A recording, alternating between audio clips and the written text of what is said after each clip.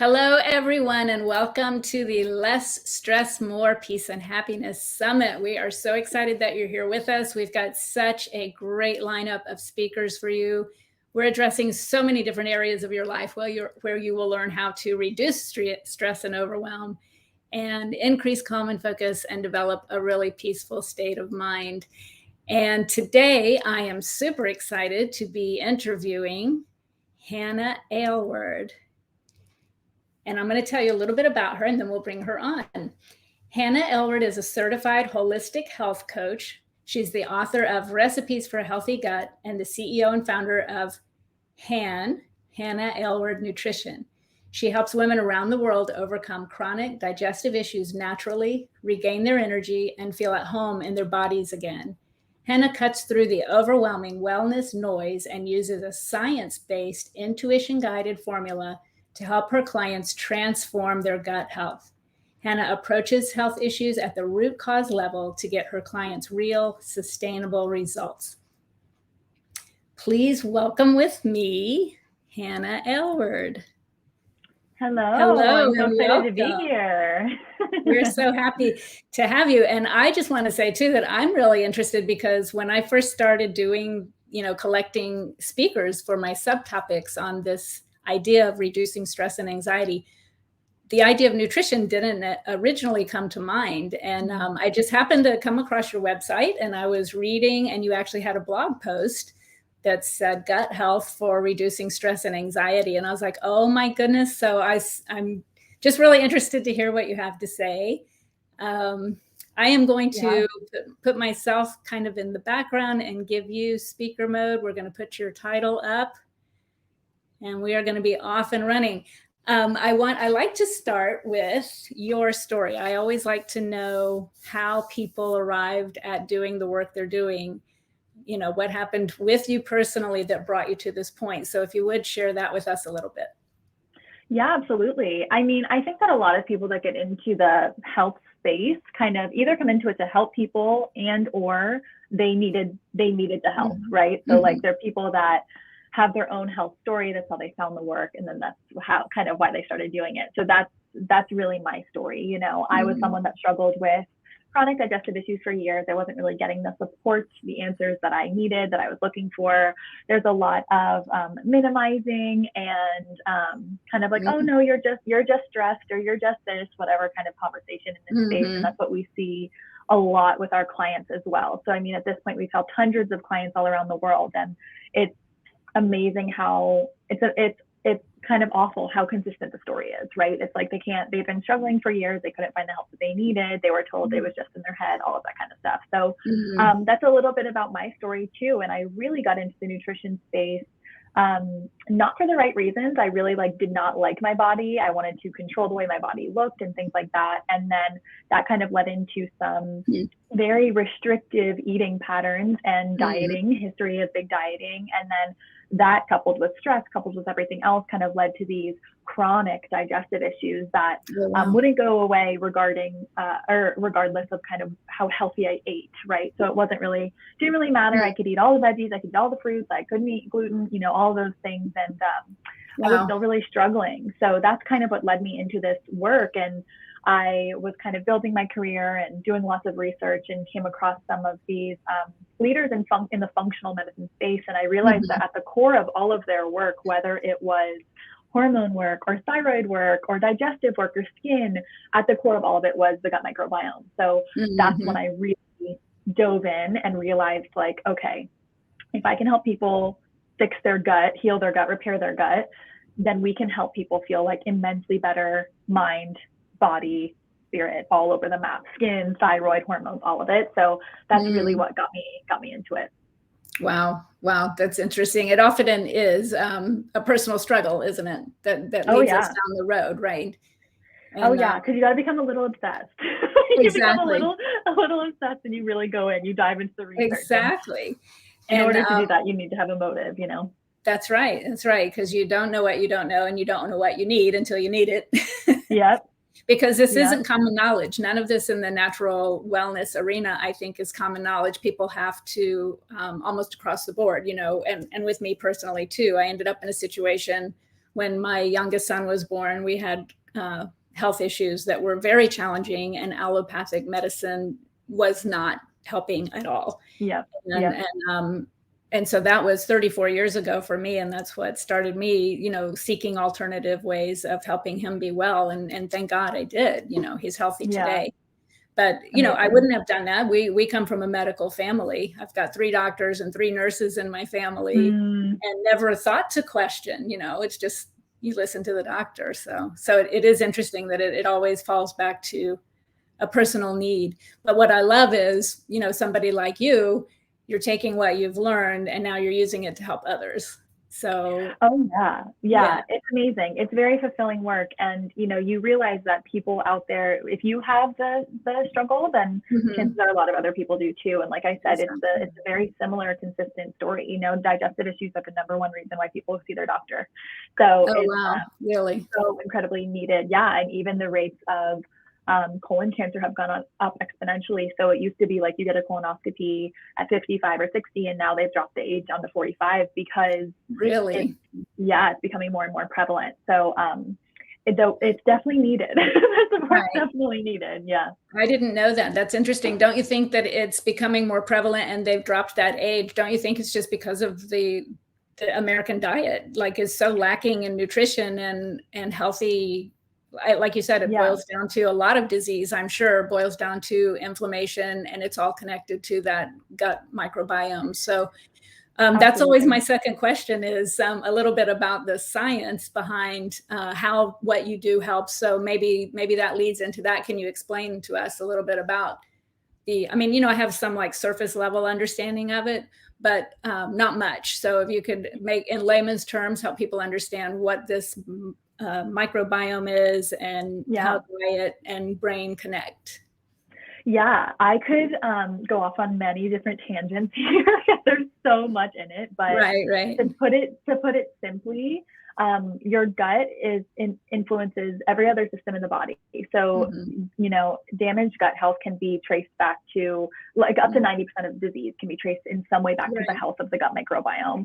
When we say gut microbiome, what I mean, the microbiome is just the collection of microorganisms within the gut or the GI tract. So most of the time we're talking about the small intestine and the large intestine. There's some other organs that are a part of the digestive process, right? Like the stomach and things like that. But it's really a combination. It's the environment of microorganisms, and it's a combination of bacteria and parasites and archaea and fungi. And we want it kind of in balance. We honestly don't know exactly what that looks like. A lot of research is taking place now, and we've come such a long way. It's kind of like this new booming area. But we do know when we have overgrowth of certain bacteria, undergrowth of some of the supportive bacteria, we can kind of run into issues there. And the other thing is that 80% of the immune system resides in the gut.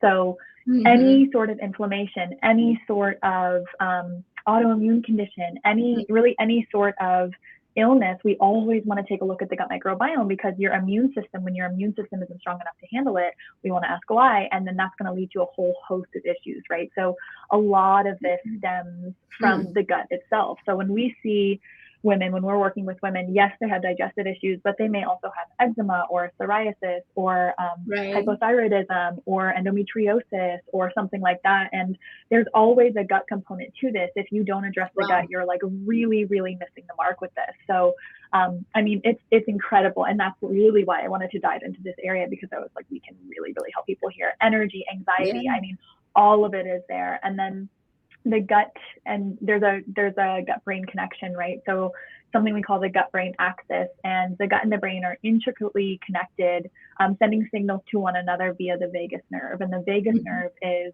actually a pair of nerves that attaches at the brainstem and goes all the way into the belly. So I always use the example of, if you've had the feeling of butterflies in your tummy, that's your vagus nerve in action, right? That's showing us that gut-brain connection. You're getting that nervous feeling in your belly. You may need to run to the bathroom, right? It's before you hit the stage, or before you go on the date, or before you say the thing, or whatever it is, you can kind of feel that in your stomach. And that's not because you ate anything, right? That's your nervous system, that's your brain. And digestion is really a nervous system regulated process. So we cannot look at the health of the gut microbiome without addressing the nervous system and the brain. And we'll We'll see, if people have traumatic brain injuries, they'll have functional gastrointestinal issues and things like that. If you've gotten into a car accident, you could end up with something like SIBO or small intestinal bacterial overgrowth due to the brain trauma. So it's so connected, and we actually get more communication from the gut up to the brain than from the brain up to the body, 400 times the amount of messages. Wow. Yeah, incredible. So that if really there's something going, it's amazing. So if there's something going on in your gut, like, you're gonna feel it systemically. We're gonna feel it inflammation wise. We're gonna feel it brain fog, anxiety, depression. All of these things can be influenced by the state of the gut microbiome. And there's a saying, like, what happens in the gut doesn't stay in the gut because of that connection and how the immune system works, but also that gut brain connection, right? So if you've got leaky gut, like, you've got leaky brain, right? That'll cause things like brain fog and issues like that. So yeah, it's incredible. It's very foundational, and I had no idea. Like I said, I had, I've heard of it. I had a surface understanding, but I had no idea that it was that significant. Like, really, the gut then is foundational. If you have anything going on, start there. You would Absolutely. say. Any, like, even cardiovascular, immune, reproductive, energy, anxiety, like, all of it, we always want to take a look at the gut. Wow. So how would you say that that's really interesting. I'm going to have to dig into that some more. I feel like we could talk forever, and I love your passion around the subject. But how would you say specifically that, the topic of the summit being how to have less stress and more peace and calm? Can you speak to that specifically? Yes. Oh my gosh. And I could go so many ways with this too, but a few things kind of come up for me here. So it's like, if we aren't in a very basic way, you get energy and nutrients from the food that you eat, right? If you're not absorbing these nutrients efficiently, if you're not digesting these foods efficiently, that's going to lead to more stress on the body. So that's going to cause more stress physically, but that could also lead to more stress emotionally and things like that. And so we have to look at, if you're not absorbing it, people say you are what you eat, but you really are what you can digest, assimilate, and absorb, right? Because it doesn't matter if you can't. Yeah, it doesn't matter what you're eating if you can't actually get your nutrients from it. And then if you're not getting your nutrients from it, that's going to cause stress and inflammation across the board, really, including decrease in energy. So we'll see some clients that have specific gut infections that lower their stomach acid levels, that damage their stomach acid levels. They'll have less energy. Well, we can also see that certain gut bacteria can actually increase the amount of epinephrine and norepinephrine that are in the body. So we'll see, like, directly connected. If we've got overgrowth with some of these gut bacteria, we will have more stress in the body. And I also talk a lot about, like, different types of stressors. So there's, like, physical stressors, mental, emotional stressors. We can kind of put these in different buckets.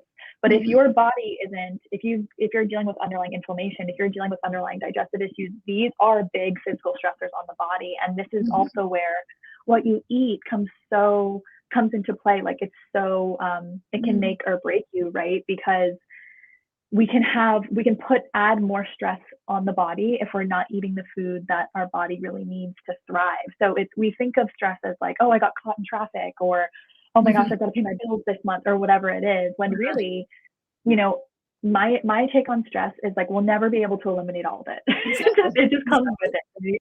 Like, if you're a business owner, if you're a mom, like, it's just like, there's always stress. So it's kind of like, where can we build stress resilience, build nervous system resilience, bring in some of these practices? And one of the ways that we can do that is not just through meditation, which is beautiful and, like, highly recommended, but through the food that we eat to decrease the physical stressors. So I talk a lot about the blood sugar regulation and the blood sugar curve.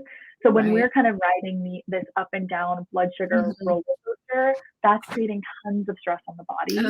And, so I could go all into that, but the idea is that, where can we reduce stress in our lives, right?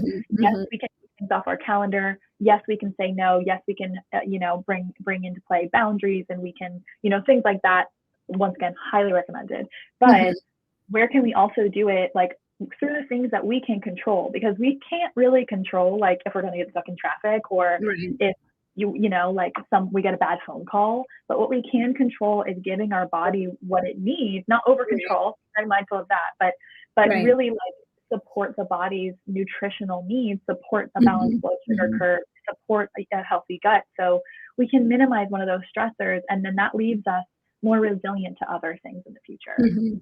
It's interesting that you mentioned the blood sugar curve, because I was going to ask about that. So I'm glad that you brought that in.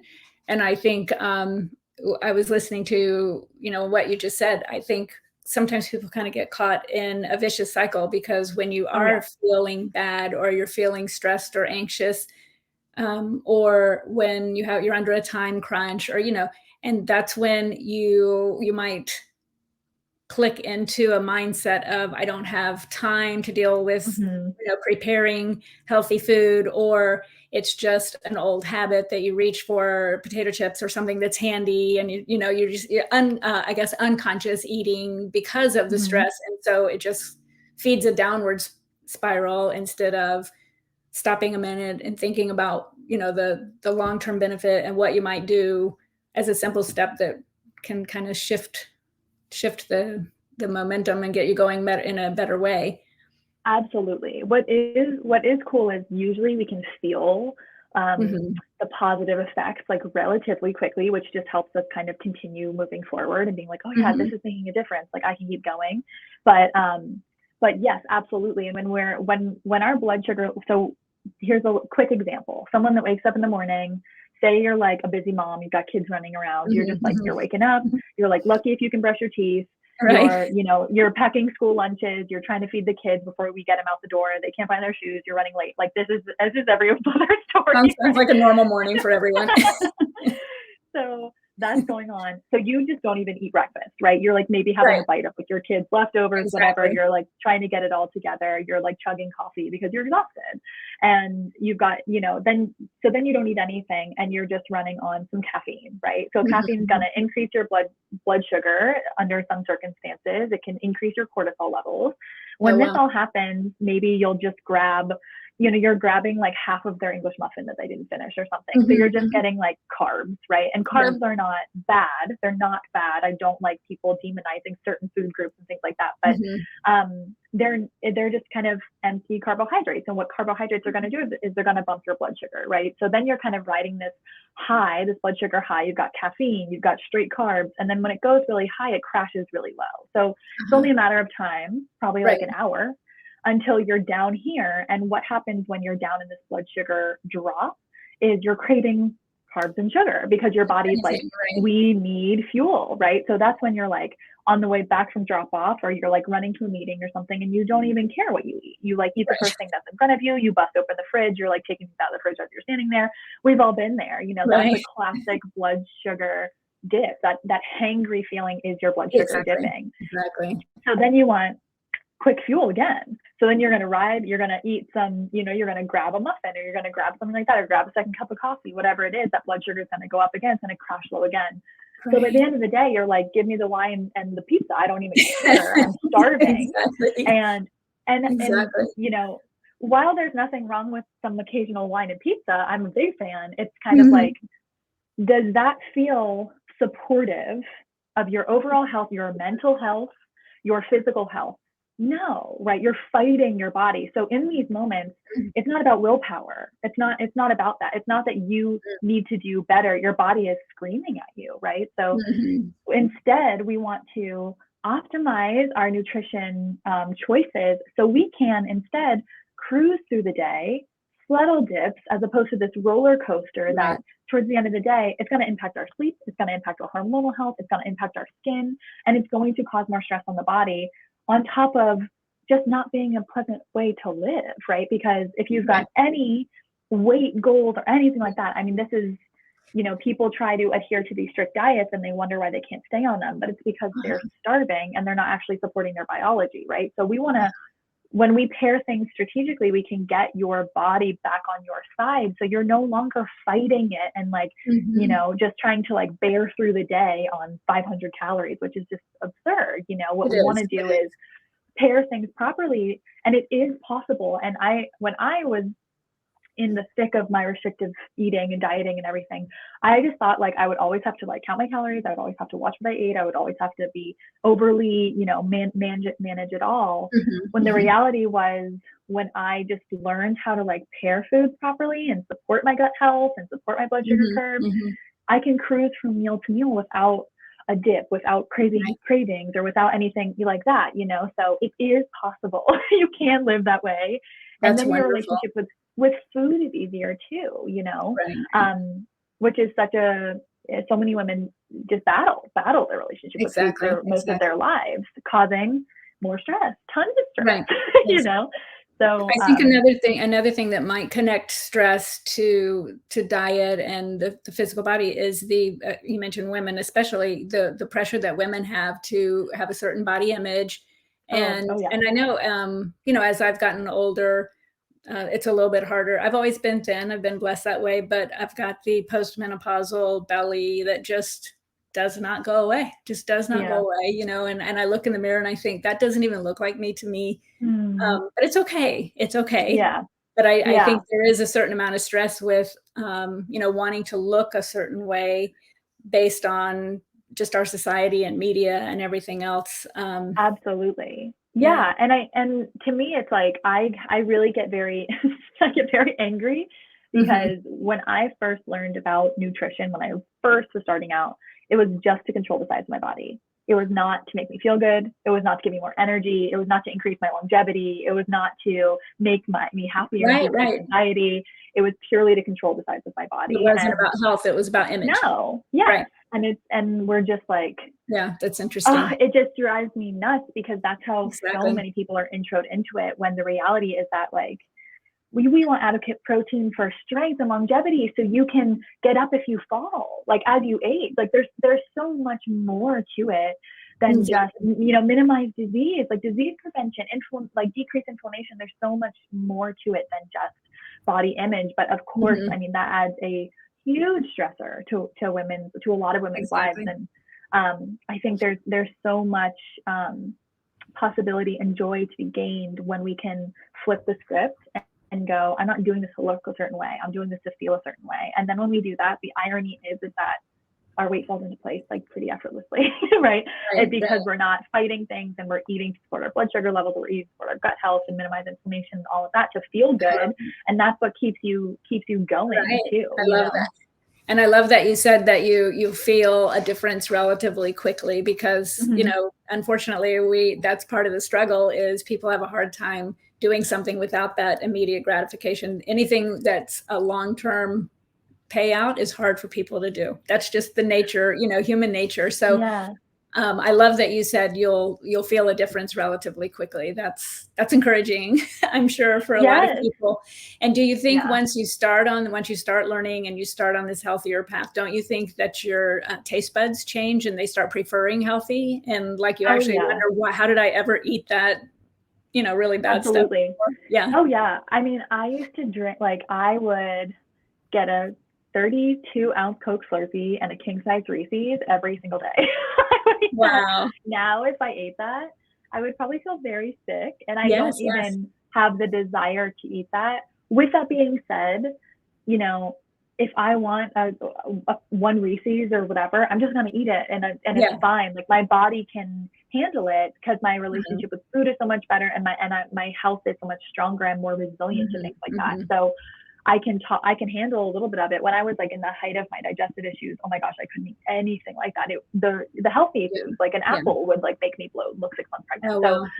Oh yeah. I mean, it was not just these unhealthy foods. So there's a balance. I really like a lot of the people that come in to work with us have such a damaged relationship to food and their bodies and the restriction, right? Because you get into this health space, and then it's like, okay, pull gluten, pull dairy, pull sugar, pull this, pull that. And I'm just like, it's this other spiral, right? It's like another kind of negative relationship with food stressor, but with another lens under like the health lens versus the weight lens. But you have to be mindful there too, or it can just go way out of hand, you know? So it's a balance. But yes, I mean, when you feel good, this Mm-hmm. is positive reinforcement to continue moving in this direction. Because then, you know, if I have a weekend where I eat a bunch of like not great quality food or whatever, honestly, I can't even go a whole weekend. I'll go like 2 meals and I'm like, I'm done with this. I'm like, I don't like to feel this way. I like to feel good. I like to feel energized. I like to feel inspired. I like to feel connected. So it just doesn't serve me. You know, I could have never built my business without taking care of my health, without the energy. I mean, all of the energy that it takes to show up, all of the getting on camera, all of these things. It's like, it's just so foundational. Right. And you do have to have good energy in order. I mean, you know, you can make it through the day, but people pick up on it. And if you're a business owner, like, you know, I want what you have. I want that energy. I want that glow. I want to be healthy and energetic, you know. So you couldn't serve people if you weren't taking care of yourself in that way.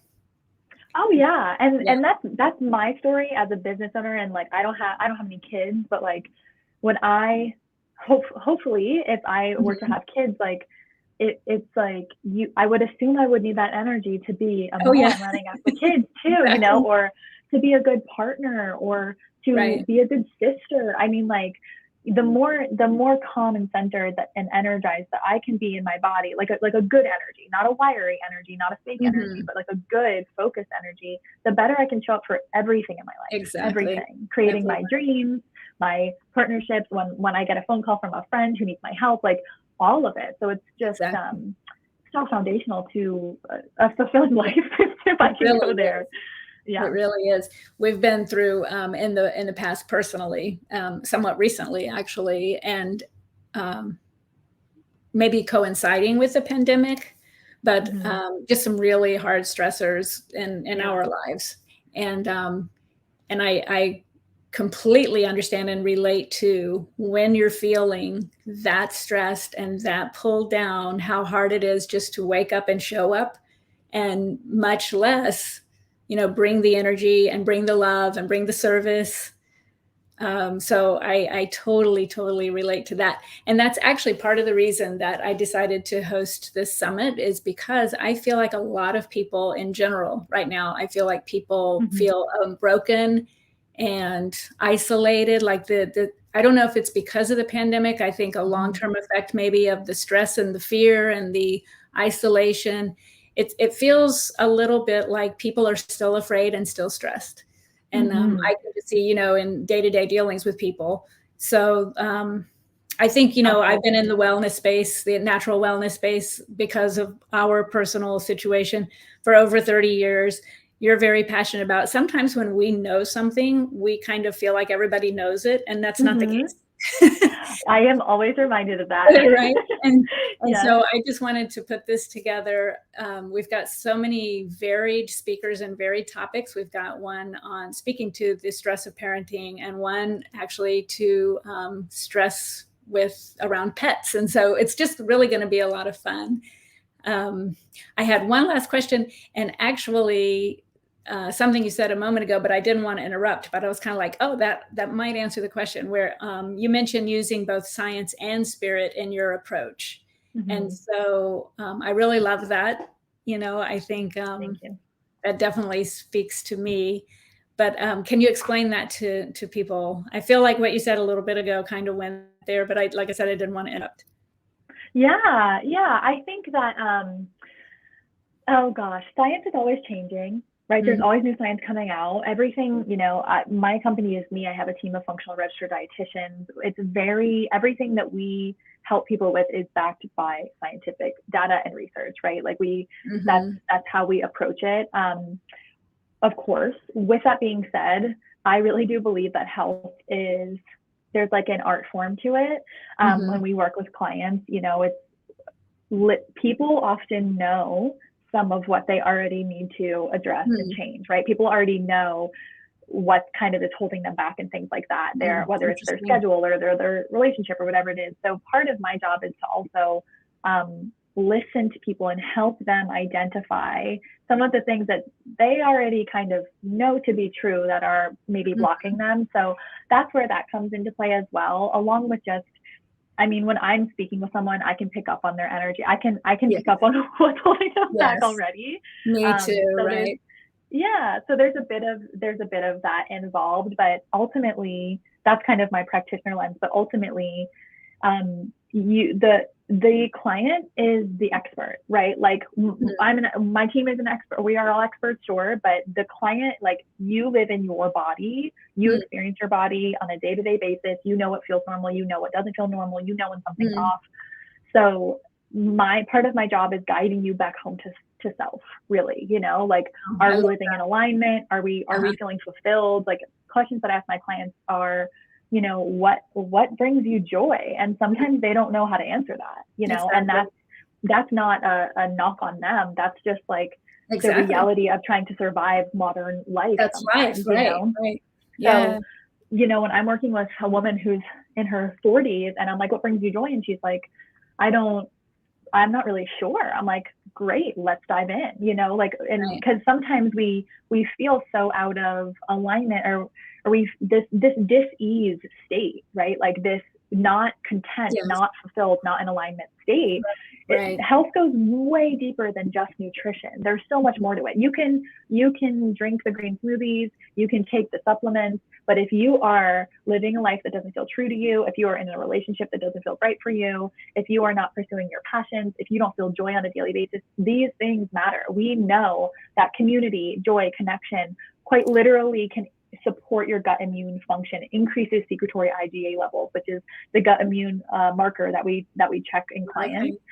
That can contribute to more food reactions, food sensitivities. It's going to, it's really like your immune defense in the gut. So it helps to protect your gut environment from infections and bacteria and things like that. So it's all connected, right? Like, it's not just nutrition, it's not just supplements, but we have to, I really like to bring in that lens of, you're a whole person living a whole life. Like, a lot of this research, like, you are not a test tube in a lab.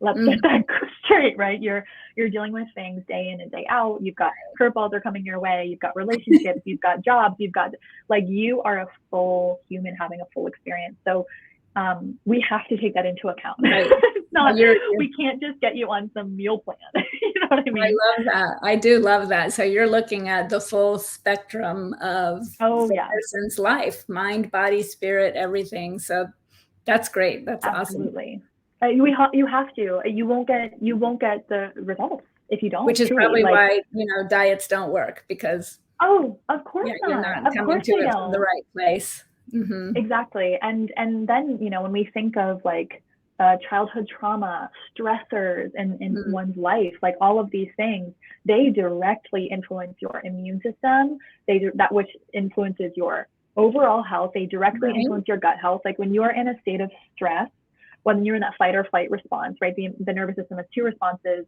rest and digest, fight or flight. Literally rest and digest. You cannot repair, you cannot heal if you are not in rest and digest. So if you are going throughout your day overly stressed, you're worried about this, you're worried about that, you're not feeling good, you're not feeling in alignment, you're like going through the motions, all of these things that would kind of trigger that stress response, you're going to decrease your digestive function, you're going to suppress immunity. So to just look at and that raises veggies, there's more to the story, And that raises cortisol, which puts on weight. And so again, back to this whole vicious cycle thing.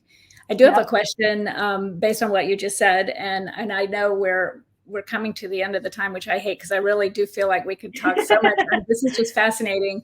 But the issue of chronic stress. So so I mentioned, and actually it was a long time, like years, like a few years of, just surviving, not thriving. We'll put it that way. Right. So, and I know how hard that is physically and spiritually. And if you had come to me during that time, what would you say to me? Like, for someone who's in a chronic situation, where do we start? And is there hope for turning it around? I'm sure there is, but how would you help somebody that's in a chronic state like that, of just everything seems upside down? What do I do? Oof, yeah. And gosh, don't we all experience that at some point? Yes, exactly. We do. Especially with the pandemic. And I'm glad you brought that up, because now that we're seeing clients, like, these women are coming in so depleted, and so hyper vigilant in that fight or flight response, in that am I in danger response. And of course, I mean, look what we all just like went through, you know. It's kind of insane to think that we're just going to come out of it like not just individually but collectively. So there's that element to it too, you know. Absolutely. Yeah. And you know, when you're under that state of stress, your body dumps minerals. So we really need to work on mineral repletion. The adrenals love, so something that we bring into play with our clients are these things called mineral cocktails. So we'll get like, we want you to really increase potassium, sodium, vitamin C, and magnesium, because these things, your adrenals love these nutrients. So this is really essential. If you take something away from this, take this away from it. Like, make sure that you're increasing your repeat it. minerals. I'll be going back and making notes, but repeat it. It was potassium, sodium, magnesium. Yeah, and vitamin C. Yeah, because the adrenals love vitamin C. So some of these nutrients, like whether you're low cortisol or high cortisol, because you can be either, right? High is like chronic stress, but after you're there for a while, you'll go low and then you'll have no energy. And then you're like, your motivation's gone, you're dragging your feet out of bed. You like can't wake up for the first 2 hours. I just went through my own burnout, so I understand it, unfortunately. So what's nice is that like whether you're high or low, because you would kind of need testing for that, but some of these nutrients overlap that are very supportive for both. Things like sodium, potassium, magnesium, vitamin C, and B vitamins too, and then vitamin D. So all of those things are helpful. But for a takeaway example for everyone watching this, like if you wake up in the morning and you have filtered water, you put in a little lemon juice, you put in a good pinch of high quality sea salt, then you've got vitamin C and you've got sodium, right? So many people are afraid of salt. We really don't need to be afraid of salt. You need salt. Your adrenal, you dump sodium under stress. And if you're sweating and exercising and all of that, then you can add in a splash of like aloe vera juice or coconut water or something like that. That's going to give you some good potassium. And then magnesium, usually we kind of bring in a supplement there. You get it in powdered form, you get it in capsule form, but I love magnesium glycinate. It's supportive of the nervous system, because the magnesium topic alone can get very confusing for people. There's like a million different kinds. We use magnesium glycinate a lot with our clients. It's supportive of the gut-brain connection. It's supportive of nervous system. It's well absorbed as well. Something like magnesium citrate is good for constipation. Magnesium oxide is more like a laxative. It's not well absorbed, so it's not going to increase your stores at all. So magnesium glycinate is usually pretty good.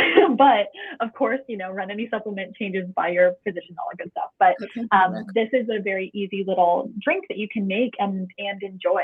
And this is really helpful. So that's something I would bring in to someone that was kind of just like surviving, and then making sure that they're eating enough. And this sounds so simple, but what I'm telling you, when clients come in to work with us, they're not eating enough. None of them are eating enough. Like most women need about 100 grams of protein per day. When we see women, they're eating like 40 grams of protein per day. So we want to make sure that you're eating enough carbohydrates, enough healthy fats. That's going to help the body feel safe. So when we are in this state, this fight or flight state, if we're just we have to help the body physically feel safe. Once again, we can do that through breath work, meditation, clearing things off our plate, good sleep, but also through food, through eating enough, through balancing our blood sugar levels. So that's where I would start. Balance blood sugar, make sure you're eating enough food, actually hitting your nutrient needs, and increasing minerals. It's all going to help your gut health as well. And sleep, rest. No supplement can replace rest. No adaptogens, no magnesium, no anything. You know, we're so quick to just buy a bottle of something and just like hope it helps, but it's like pouring water in a bucket with holes in it. You know what I mean? So we've got to do some of the foundational work to then help you get out of that. That is perfect. And I love that you said it makes your body feel safe. That makes sense to me, and it kind of encompasses the whole thing. Like, you know, taking care of ourselves and reducing that level of stress by making our body feel safe. Yeah. So my last question was going to be like daily habits, but you just addressed that. So that's perfect. And like I said, I feel like we could talk about this for so long, and I am definitely going to follow up with you because I need what you do. And I know that you have a gift for our listeners. So if you want to just explain that, and then when this airs, we'll have a link below where people can take advantage of the gift. But tell us what you've got for the listeners. Yes. So my 3-day gut reset. So this has, oh my gosh, this has been with me for so many years now. But this is really, it just walks you through 3 days of gut healthy eating. And it's not a juice cleanse. It's not a bone broth cleanse. It's not a smoothie thing. Like, you get to eat real whole foods. It's not about minimizing things like that. Those things don't really work when you understand the science of it. But it's just 3 days of habit changes, lifestyle changes, things you can implement, and then some meals as well. So I'm not a huge fan of meal plans for people. We really don't give our clients meal plans because I just think it's what are you gonna do when you're done with the meal plan, right? So I like to more so teach frameworks and guidelines and structures so you can make it work with your life like forever. But when people are just getting started, a quick like little 3-day breakdown of like, okay, I'm just gonna make these meals, it can be really helpful when you're just getting started. So I break down my morning power smoothie. Like, if you make this smoothie, if you start your day with this smoothie, it will change your life. That's not an exaggeration. Oh, nice. Your energy, we're pairing protein, fat, fiber, like all of the good stuff that your body needs. So the recipes in there are great. It's a simple 3-day thing. It's a great place to start. Yeah, we can do so much for our gut health through the food that we are eating, getting in enough of the good fibers and proteins and things like that. So people usually feel pretty good afterwards. So I'm excited for everyone that downloads it. That's awesome, especially with 3 days. So if people know they can feel better in 3 days, and I know that a lot of people are going to really appreciate that and take you up on that. That's very generous.